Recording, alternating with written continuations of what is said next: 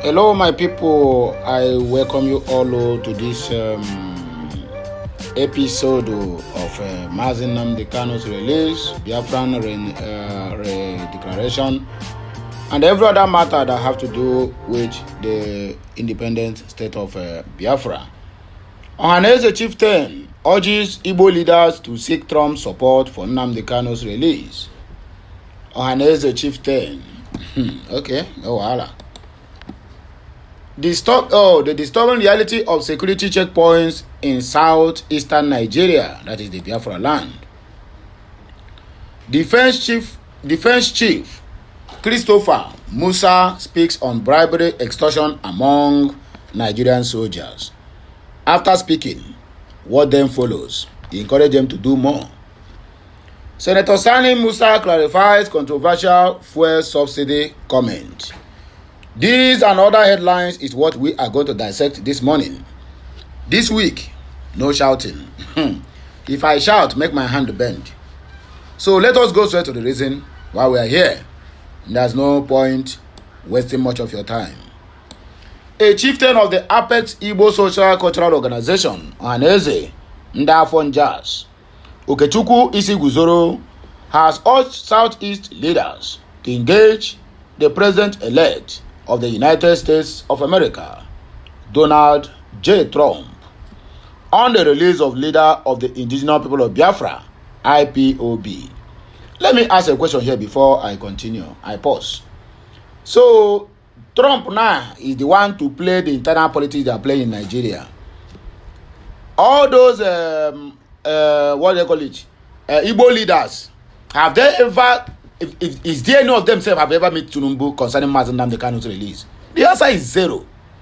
Before you go to meet an outsider, even if you go now, the outsider now will ask you, or we ask them, have you visited or have you had any meeting one-on-one with a so-called president of Nigeria, which is Tinubu? And he said he will not release Nnamdi KANU, that warrant you to travel all the way from Nigeria to US to seek for the help of Donald Trump. How our people are reasoning? When Sunday Igbo was released, how many of the Yoruba elders travel to US or maybe travel to UK to go and ask for the release of Sunday Igbo? Why our people are so daft? Inferiority complex they disturb us too much for this country. Anyway, what do I know? Let us continue. In his statement on Sunday, Isiguzoro proposed engaging influential traditional leaders such as the Oba of Lagos and the Sultan of Sokoto to help mediate KANU's release, which is total bullshit. Nobody. Anyway, let me reserve my comment. He also appealed for a temporary ceasefire from agitators across the southeast to promote a peaceful environment. Monkey. While criticizing Southeast governors for what he described as inaction and disregard toward KANU's case. This one I can agree with you. Isiguzoro also questioned the commitment of some Igbo traditional leaders and clergy, suggesting their previous appearances in court may have been merely shambolic rather than a genuine show of solidarity. The statement partly read, in the face of this challenging landscape, we must adopt a multifaceted strategy to advocate for KANU's immediate release after 4 years. Mobilizing international influence, we must urgently seek to engage former President Donald Trump, appealing for him to apply pressure on both Britain's Prime Minister and President Tinubu, as KANU was once a vocal supporter of Trump. This relationship can serve as powerful diplomatic tool in our quest for justice. Engaging traditional leaders, we propose immediate outreach to the Oba of Lagos and the Sultan of Sokoto. Their influential positions allow them to act as mediators who can help facilitate constructive dialogues necessary for resolving this matter. Ceasefire among agitators. We call for a tactical ceasefire from agitation groups to create a peaceful atmosphere conducive to negotiations. An environment of calm will enhance the potential for meaningful discussions surrounding Nnamdi Kanu's release. Let it be unequivocally stated, the Southeast governor's continued inaction reflects an unforgivable disregard for Nnamdi Kanu and his supporters. Moreover, the reluctance of some Igbo traditional rulers and clerics to stand by Kanu during pivotal moments raises serious questions about the integrity of their commitment to our cause. Was their presence in previous sessions merely performative, a shallow gesture devoid of true allegiance? The disturbing reality of security checkpoints in the southeastern part of Nigeria.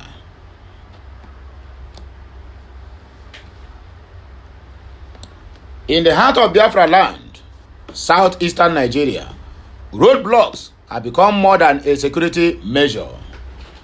They are a thorn in the side of the region's citizens, once intended to shield communities from crime and uphold the rule of law. These checkpoints have taken a dark turn, transforming into relentless points of extortion and unwarranted hardship. What was meant to foster peace now often appears to steer unease, leaving travelers with a question: are these checkpoints truly for protection, or have they become instruments of oppression? As we explore the purpose and reality of these checkpoints, it is essential to remember that true security serves the people, not burdens them. Officially, checkpoints are meant to prevent crime, protect against potential security threats, and gather intelligence. Ideally, the data robbery, smuggling, kidnapping, and other criminal acts. But here, as they say, a knife meant for peeling yam shouldn't be used to dig the earth. The role of the law enforcement is not just to protect property, but to serve the dignity of all citizens. When security begins to erode that dignity, something is gravely amiss. For Biafra people traveling along major roads like the roads stretching from Oka in Anambra to Ugwoba in Enugu, that should be an open highway, has become a maze of military and police checkpoints. Here, one encounters over 30 checkpoints within a mere 3 kilometers journey, a staggering number by any measure. Instead of security, these checkpoints often serve as toll booths, where motorists are obligated to part with cash under duress. A common Biafra adage goes, "He who is cursed with a stubborn child will carry him until his back breaks." For these travelers, the burden of these checkpoints feels much like that a relentless load forced upon them without choice. Crimes such as car theft and kidnapping persist mere meters away from these checkpoints, raising serious questions about the purpose they truly serve. At many of these stops, security personnel impose a particularly dehumanizing routine. Vehicles are halted and passengers, including the elderly and sick, are commanded to exit and walk on foot across the checkpoint, regardless of their physical conditions. The indignity of this experience weighs heavily on the people's spirit. In the face of these conditions, it is hard to ignore another adage: when the hawk guards the chicks, peace flies away. This enforced routine, where the elderly and unwell are compelled to trudge in pain past heavily armed officers, stands as a stark symbol of neglect with each step. Citizens are reminded that their well-being is less important than a token gesture towards security. Despite the theater of stopping vehicles and making passengers walk, these checkpoints seldom include thorough searches. If the real goal were to prevent crime to secure the region, why then are the security checkpoints so superficial? This laxity leaves room for dangerous items to pass unchallenged, exacerbating insecurity in the very areas these checkpoints are meant to protect. What was once Nigeria's most beautiful region now suffers under the weight of pervasive extortion and unchecked criminality. The people of the Southeast, known for their resilience and determination, find themselves trapped between economic hardship and a system meant to protect them, but which was instead become a menace. More revelations will come to light as this investigation continues, but for now, the burden falls on each of us to ask, is this truly what security should look like? After all, he who carries the burden knows where it weighs the heaviest. Stay with us as we continue this series, unmasking the realities behind these checkpoints and amplifying the voices of those who must endure them daily.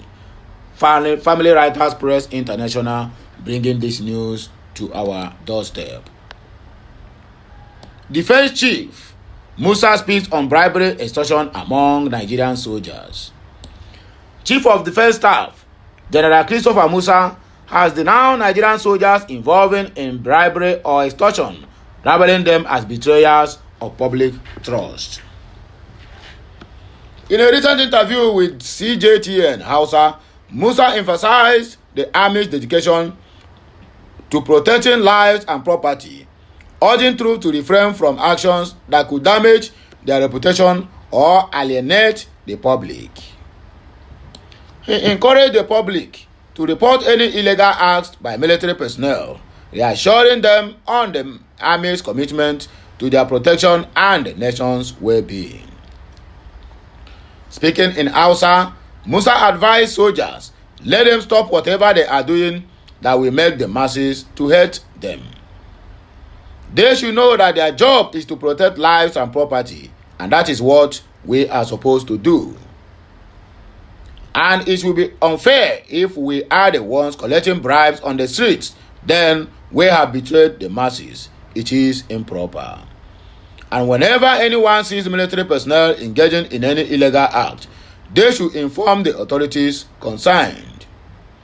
He assured that the Army has the full backing of both the Nigerian public and the government, adding the Army should believe that both Nigerians and the government support them, and we want Nigeria to believe that the Army is working to protect all of them. We will not do what will harm the country or put the country into shame, which is what they are doing in the Southeast. Senator Sani Musa clarified controversial subsidy removal comment. Senator Mohammed Sani Musa, chairman of the Senate Committee on Finance, has addressed the debates sparked by his recent statement on fuel subsidy removal. During an interview on Channels TV Politics Today, which happens on Saturday, Musa asserted that the removal of fuel subsidy was a pivotal move for Nigerians, or rather Nigeria's progress. We want to be sure that what we are doing is not going to reflect negatively on Nigerians. What this government is doing by virtue of the fact that we remove subsidy, removing subsidy is the best thing that has happened to this country, he stated. Musa's comment drew varied reactions, igniting public discourse on the impacts of subsidy removal on the economy and the citizens at large. The senator emphasized that the decision aimed to promote long-term economic stability and ensure resources are directed to more productive sectors. He said, when I said removing subsidy is the best thing that happened to Nigeria, my assertion was not intended to overlook or diminish the economic challenges faced by Nigerians. Rather, it was a statement grounded in the reality that for years, subsidy payments have lined the pockets of few powerful individuals at the expense of the nation. Musa said the removal of the subsidy is a step towards eliminating systematic corruption and redirecting resources to where they are truly needed. However, I agree that it must be accompanied by strong measures to mitigate the impact on everyday Nigerians. This includes strategic investment in social welfare programs, improvement in security, and support for economic growth at all levels. And that has been my focus. I am deeply aware of the pressing issues of insecurity affecting even my senatorial district for many years and other parts of the country. I have not and will not remain silent on these matters. I am committed to amplifying our voices and pushing for comprehensive strategies that addresses safety, economic empowerment, and equitable development, he added. So my people, now here we go take back break, and I go hear our voice again when we come back. This message, you get as it be, but we have to bring it to the notice of the general public, so that everybody go chook my matter or go chook mouth for the matter. So make sure continue liking, sharing, commenting, and make sure keep subscribing, because more of these videos will be coming your way on daily basis. I'll be right back. Que mesiano.